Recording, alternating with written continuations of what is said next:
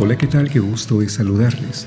Hoy vamos a aprender a cómo activar o desactivar el modo oscuro de YouTube desde su celular o su teléfono Android de una manera completamente fácil. Acompáñame a este nuevo tutorial. Lo primero que tenemos que ingresar es a YouTube. Damos clic en YouTube, se nos abre la pantalla de YouTube y nos dirigimos a la parte superior derecha y le damos clic en el logo de nuestro canal. Se nos abre una nueva pantalla y nos dirigimos donde dice configuración. Le damos clic donde dice configuración y se nos aparece otra pantalla. Vamos a darle clic donde dice general. Y aquí nos aparecen algunas opciones y vamos a dirigirnos a la opción donde dice apariencia.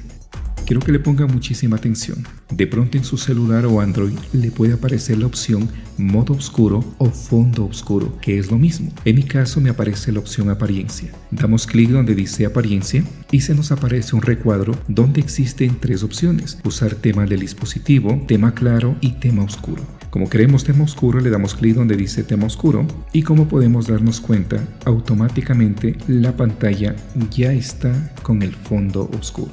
Si nosotros queremos volver a cambiar al tema completamente claro, donde dice apariencia, le damos clic y ubicamos el fondo claro o tema claro. Y como podemos darnos cuenta, volvió la opción al tema claro como estaba al inicio de este tutorial.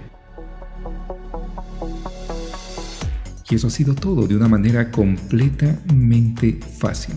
Soy Freddy Valdivieso desde FE Producciones y nos miramos en el próximo tutorial. Hasta pronto.